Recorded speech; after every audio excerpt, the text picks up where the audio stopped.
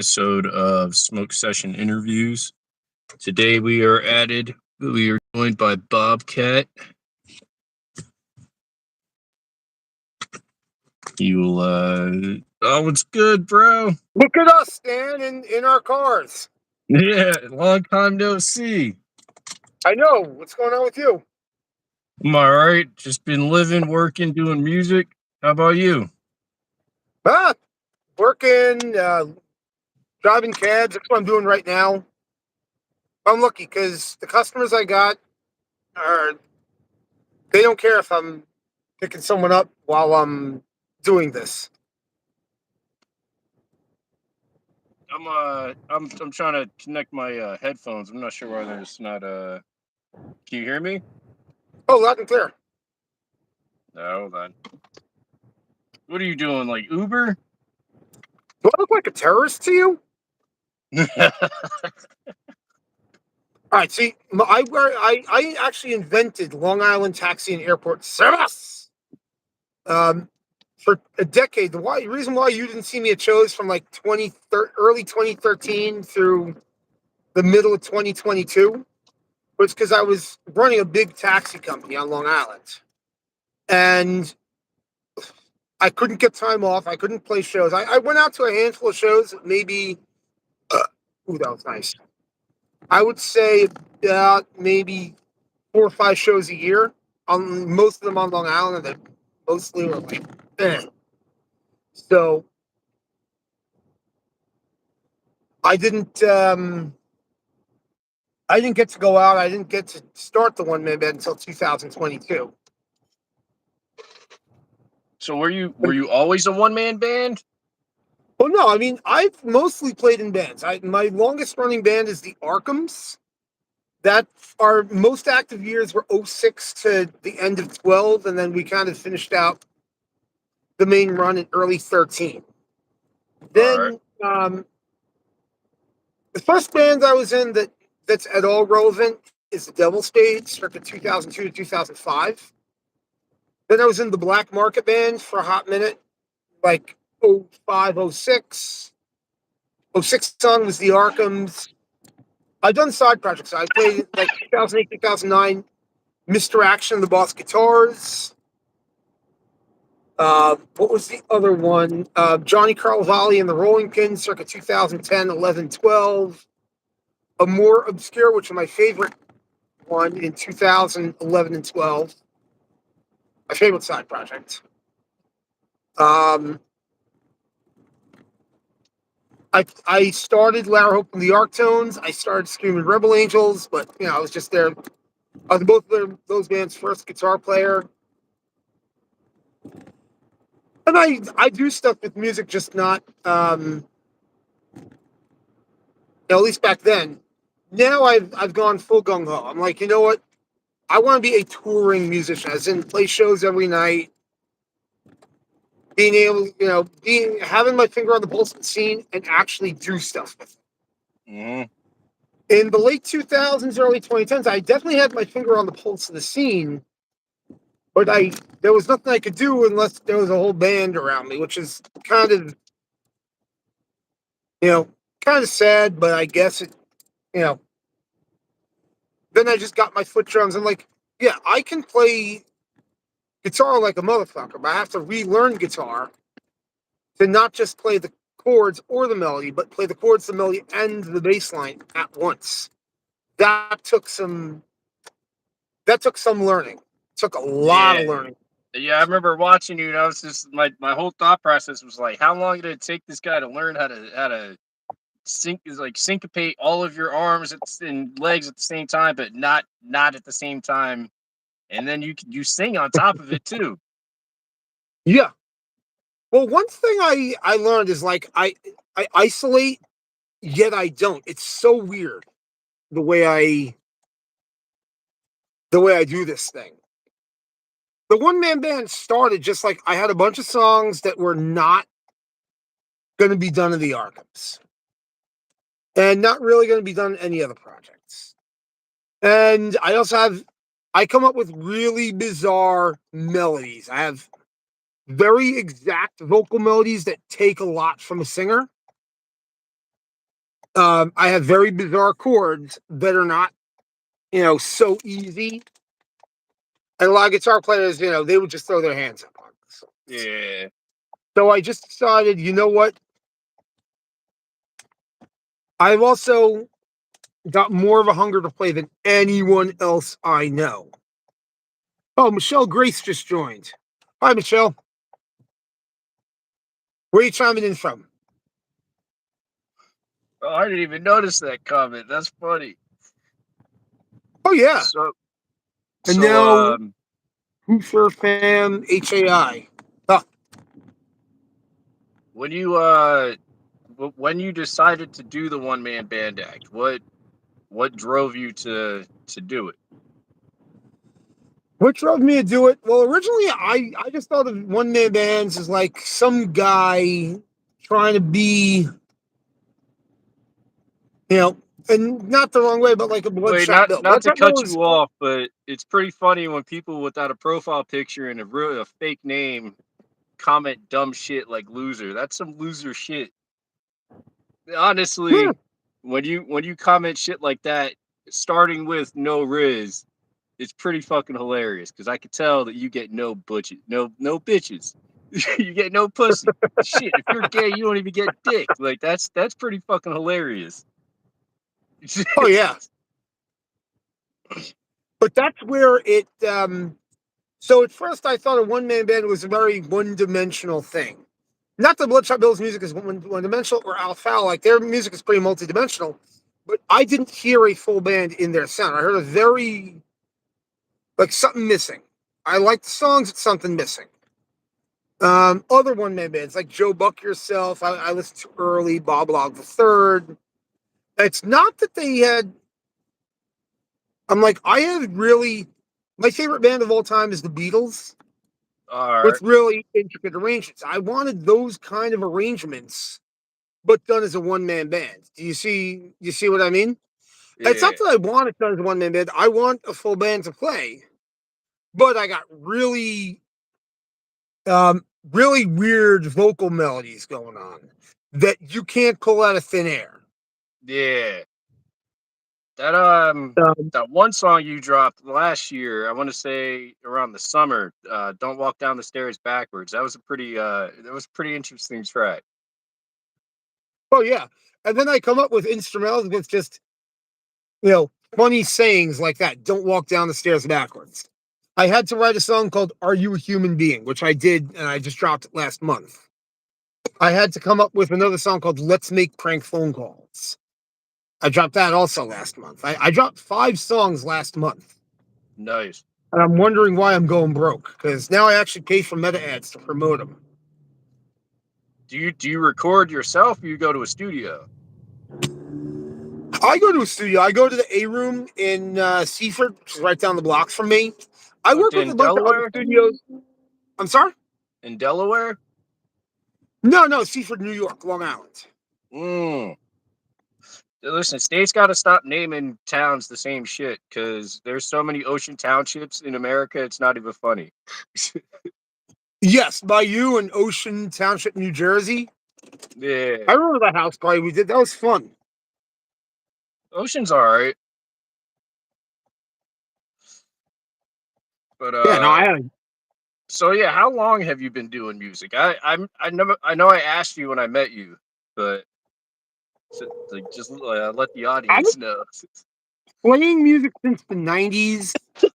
Um, it was always my main thing. Hang on one second. Hey, what's up, buddy? I'm outside.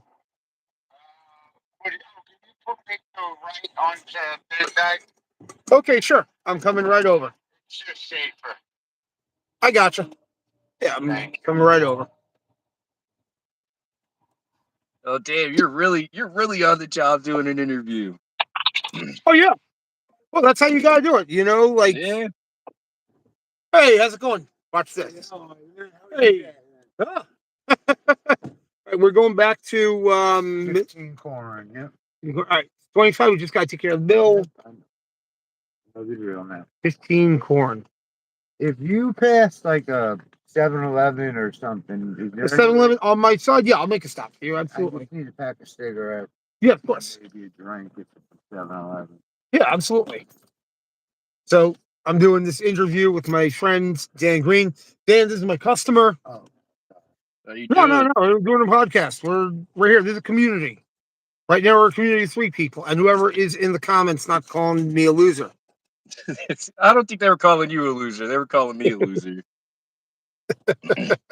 But either way, I think it's Oh, a loser act to call someone else a loser who's actively doing something. Just exactly. my You 2 know what cents. I mean?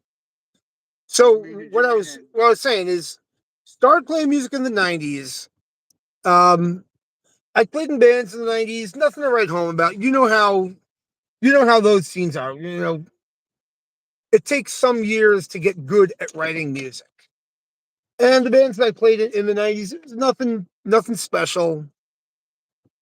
Um, I was in a band called Kurzak where it was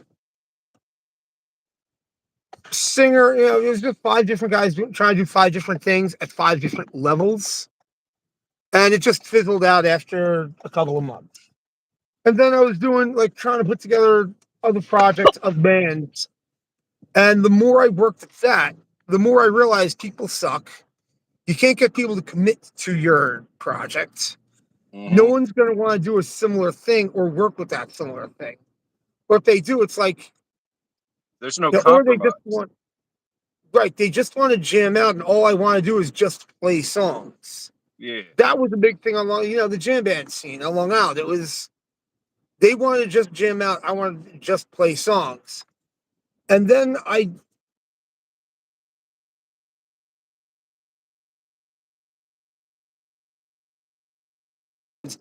I don't understand hardcore. I don't understand why the music has to be that volume, and why there's like I can't wrap my ear around a lot of hardcore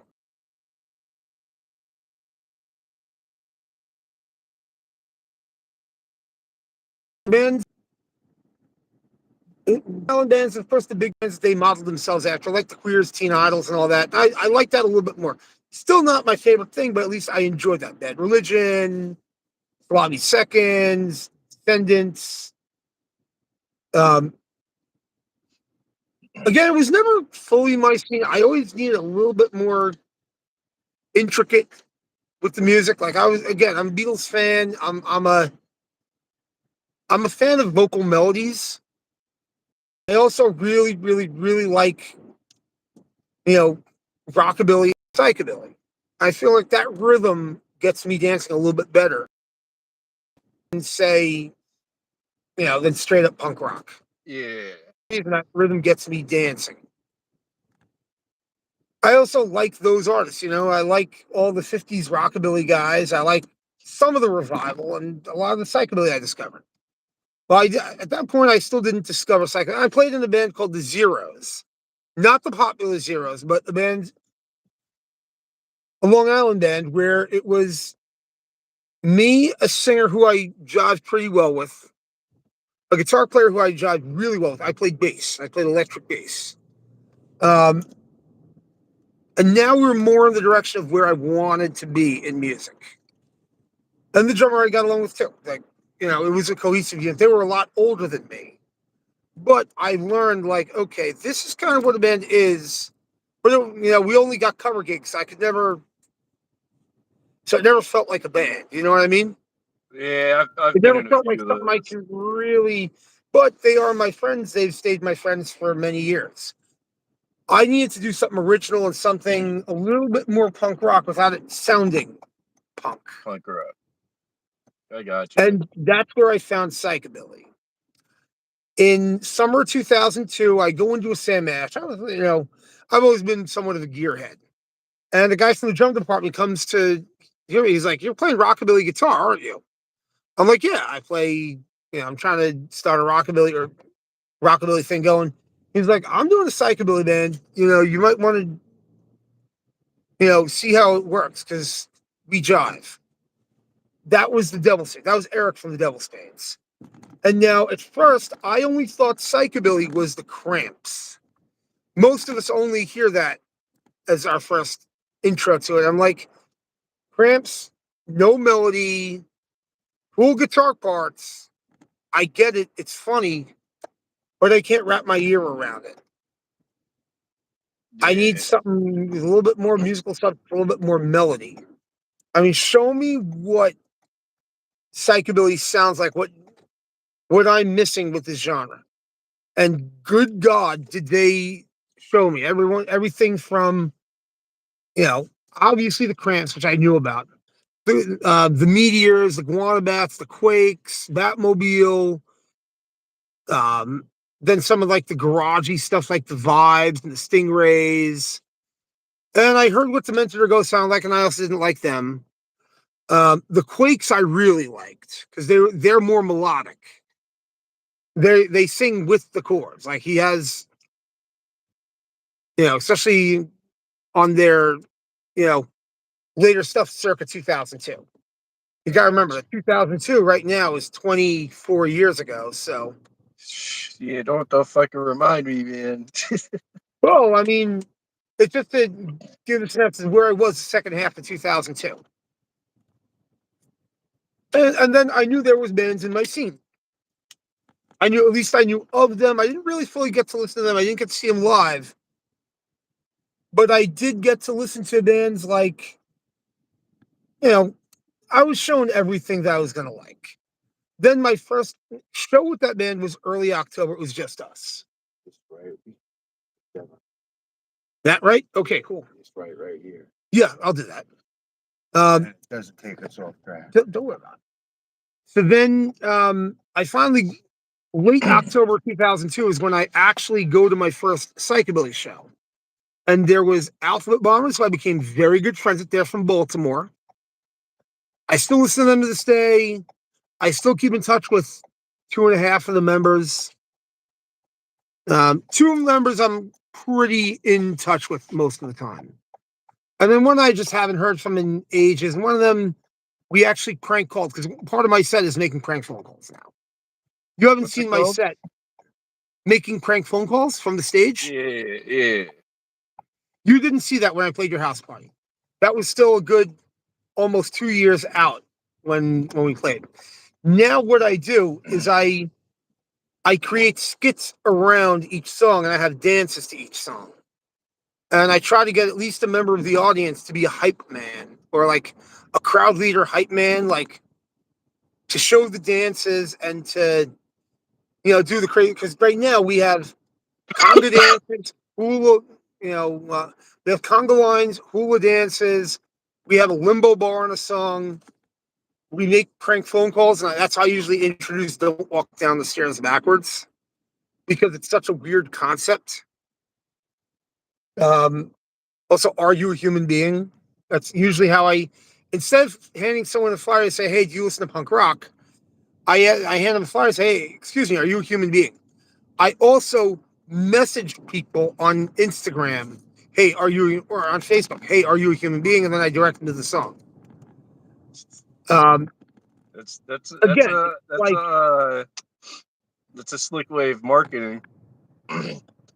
I know. It's funny because when have you been asked, hey, are you a human being? Never happened. Unless I ask. My first reaction is to be like, oh, I'm not a robot. And then I realize you sent me a link. I'll probably check, you know what I mean? 9 times out of 10, I'll check out the link. Yeah. That's my thing. The first thing I do when someone adds me or I add them, or I just go past, because I always hit my limit on ads, on adding people, at least on Instagram. So I message them, hey, are you a human being? And they sometimes get right back to me, and I go, ... If you don't ask, you'll never know. Shit, this is true. And it gets even more existential now. Then the next thing I do is I go, no, that's the name of the new song. Check out this playlist. And I send them the link to the Spotify playlist. And it's myself and a bunch of psychobilly and power pop bands, although it's very psychobilly forward because, even though my music is more power pop than psychobilly, there's no scene for power pop. Yeah. When have you ever heard of a power pop show? You have not. There is a such thing as a psychobilly show. There is not a such thing as a power pop show. Without it being like a big once every year and a half production, and there's no guarantee I'm going to get on a power pop show because I'm just Yeah. there's more of a chance I'll get onto a psychobilly show with other psychobilly bands, and no. And of course, that scene knows you. That's why I always choose psychobilly over power pop. And like punk rock, because let's face it, how many psychobilly bands are there in your little niche of an area? You None. were like the first psychobilly artist. I think the only psychobilly artist. Like I've known of psychobilly, but I've never really interacted with it before. So it was like my that was my first time ever seeing it in person, and it was definitely an experience. And it's what you saw in 2023 was like nothing compared to what the show is now. Yeah, Because 2023, I was touring and stuff, but the shows weren't anything. yeah, I put out those 2 albums in 2022. I haven't put an album out since, but I put out music consistently every month or yeah, more because I'm like, this is the age of singles. We're living through, how they had the age of albums from like the late 60s through about the 90s. And you listen yeah, to an album, you put on a CD or a record, and that's an album, and you hear all the songs cohesively. yeah. That's not the case anymore. No, I agree with you. It's the age of EPs and singles. Like you can't drop 10, 12 song albums anymore. It's got to be at least 4 to 5 songs or one song. And it's just because people have short attention spans, and unless it's 10 songs of songs that are just gonna capture their attention for over an hour. You know what I mean? Like, Oh, 10 songs with me go less than a half hour. That's well, another thing. I make I'm sure just my saying, songs like, are depending on under how long 3 you minutes. write them, or you know what I mean. But like, it's got to be something that like captures the essence of what you're trying to tell. Right. And I don't know what my 10 best songs are right now. I don't. I drop them every month and on Spotify. And you know what? People don't buy albums at shows. They buy t-shirts at shows. They buy this hoodie, but they don't buy That's a pretty albums. sick So hoodie. why drop an album if no one's going to buy it? Exactly. I would invest into a Everyone's into CD. streaming. Like if you have the links to your streams, wherever your music is at, people will go and follow that, listen to it. But like if you're just trying to sell the hard copies, a lot of cars now don't even have CD drives anymore. So Yeah. So why press CDs? I mean, I could see doing a run of CDs and cassettes maybe the middle of this year when I release a good, you know, when I get 10 songs I'm like really, really happy with, then that's an album's worth. I should be selling music. I do play music. I don't play t-shirts, but no one buys music. They buy, um, merch, pins, yeah, a I lot of the mean, time stickers usually you just give them away for free, but yep, people will yeah, buy pins. It's memorabilia people want now. right. Memorabilia and stuff that's necessary. And I don't have a big budget at this moment. I gotta spend, and where would I spend it now? I'm spending it on meta ads to get new unknown viewers onto my Exactly. Spotify. I feel like that is a better use of my money, better use of my time. Um, it's what gets brandos to my shows, Would you say? like randos, like random people. No, that's true. It brings in a new crowd. Especially like Right. you play mixed bills like that. That helps introduce you to a new audience that has probably never heard of psychobilly. Period. So like again, you would be their first experience, and like people people don't generally like just one genre of music. It's society makes it weird if you like this part. You know what I mean? It's just like I like it. Yeah, people don't like, If it's but if got they the do have rhythm to it, I a like it. because that's all I'm about, rhythms. It's like Yeah, like when we did our show together, we had my friends Bearded Chiefs in us on that. Yeah, I think I still follow them.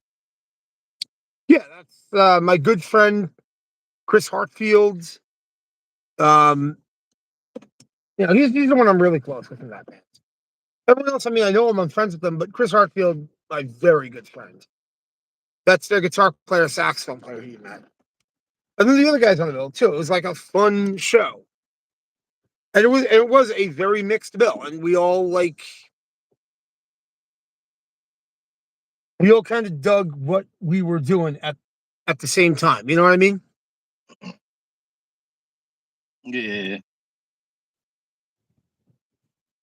But that's just the thing. It's like, as well as I do, it's a music scene. It's not a one genre scene. And even scenes that have their one genre, they want variety in it too. I don't want to go to a psychobilly show and just hear psychobilly bands play psychobilly. I want to hear psychobilly and adjacent stuff. Same thing with like a punk show. You go to a punk show, yeah. you don't just want to hear Ramones. That's Like boring. like if it's a punk show, it has to cover. I'm not gonna say it has to cover all aspects, but it's got to cover like different aspects of punk. So it does. It's not the Two or same. three aspects of punk, and I am one of the. Psychobilly is an aspect of punk. What I play. It is an aspect of punk. It's not the most prevalent aspect of punk rock. That would be, again, the more mainstream bands that are poppy without being pop punk. Queers, Teen Idols. You know the bands I'm talking about. The bands that are more, the Dickies come to mind. Agent Orange, which Yeah, is a surf punk band. But you'll never see a surf punk show. You'll never see all surf punk bands without it being curated in like a once a year scenario. yeah. Like it's mostly like summer. It's usually Yeah, it summer would when be all in the the surf summertime. surf music comes out. Yeah, but a band like Agent Orange plays all year round across the country. Or like horror punk. Yeah, there are shows that are just horror punk, but horror punk, and you know what it sounds like because you know the Misfits. right. Oh, I'm just following my GPS. Oh, I go to you're Granny right. Road. I'm sorry. I know. It is. I thought that was Granny. I apologize. No, all good. But you know as well as I do that a mixed bill is kind of necessary. It can't be too mixed, but it's got to be mixed, and it's got to be like what I do on Long Island. I haven't had much luck on Long Island, but when I play Long Island shows, it's me, Zephyr Zodiac. They're like a more protesty, like protest subject matter in their songs. Clovis Curfew, which is like a Irish punk, folk punk band, like Celtic. We're not exactly the same, but we're very simpatico on the bills, especially like folk punk. For some reason, I end up on more folk punk shows than any other genre. You Do see you that, right? do you like playing on folk punk, or it's just that's just what life throws at you? I like some of the folk punk bands. I don't like it when they're so self-righteous that they won't even sing into a microphone or let me sing into a microphone. They're like, microphones are bad. I'm like, equalization is good. I want the vocals to sit above the mix. I want to hear the guitars above the drums too. Because if Yeah, nothing's amplified, the drums are the loudest thing. You know what I mean? yeah, But I get it. I understand their hardcore belief systems, if you know what I mean. yeah, But again, I mean, folk punk, I got a lot of like dear friends in that scene. I want to like more of it.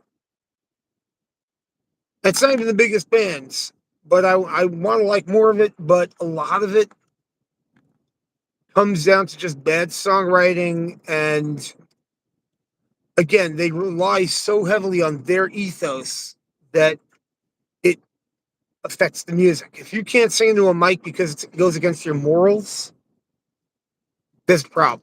If you can't amplify your instrument because people didn't do it 100 years ago, that's your problem, not mine. Yeah. Like, I get it. I like the elements they bring, and the songwriting, the core of the songs are good. But sometimes the delivery leaves a lot to be desired. Same thing with a lot of the stuff. Same thing. I don't even like most psychedelic. I feel like there's not enough melody.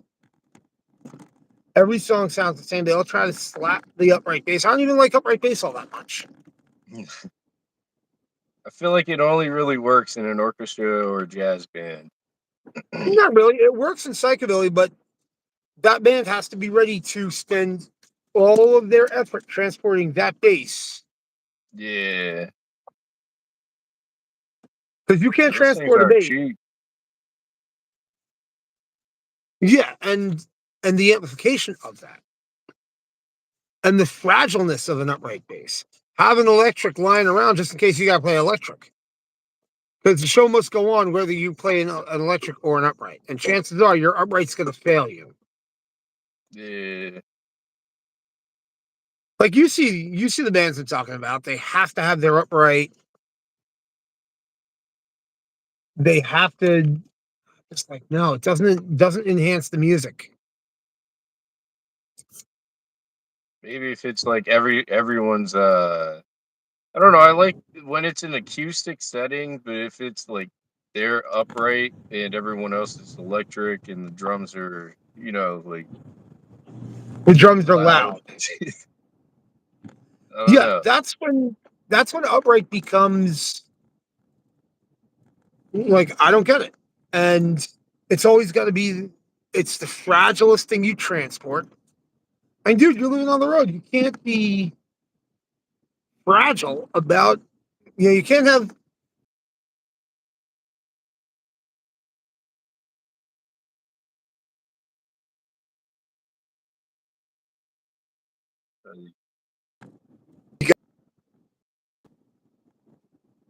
I will Have more indestructible shit. They should have an electric sitting by. Because there's no way you could travel with two uprights. yeah. I don't know. I play That's what irks heavier me. music, so when you I've never had to think about having to transport something like that. An upright Right. With bass is heavier music, outside of my I skill mean, level, honestly. right. Yeah, what you play, you're more into the hardcore-ish Yeah, stuff. like like death You're metal. more hardcore forward. Yeah, death metal, same thing. Not same thing, but like same volume level. It's up here. Yeah, it's just You could loud. play death metal. You could play death metal on a Hello Kitty guitar. Like, yeah, that is. This is. I think Party Cannon did something like that. And you plug it in the death metal tone. Too. I mean, I don't even because of how fragile and problematic they are. Yeah, I get it, they're nostalgia pieces. They're what people want to see, but I don't think that's what you're hearing on most songs. I think you're hearing an emulation most of the time. yeah, like a. I know what you're talking about. I can't think right now. Oh I'm yeah. I'm out of the blunt. So, are you interested in coming back and doing another interview in a couple months? As where are they now? I'm sorry, what happened then?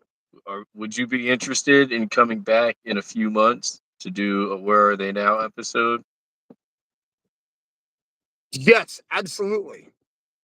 All right. I'm gonna let you go. And before I do, tell us where we can contact you and where we can find your music. All social media at Bobcat One Man Band. You'll see my logo. My music's on Spotify. Go check out my new song "Recycled Money" or "Are You a Human Being?" I'm playing the punk rock flea market in Edison, New Jersey. Nice. All right. That's next Sunday.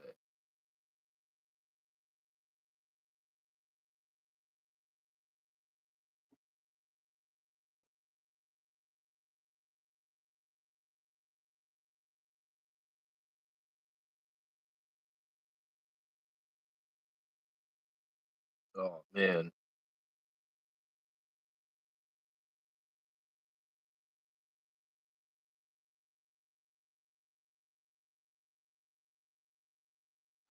The 11th in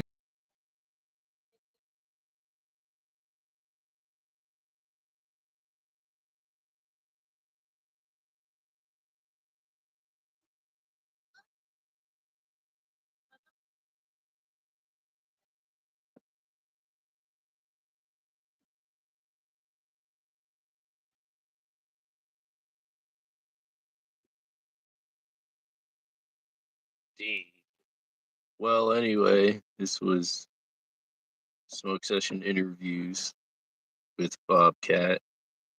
I will be back soon. Later, losers.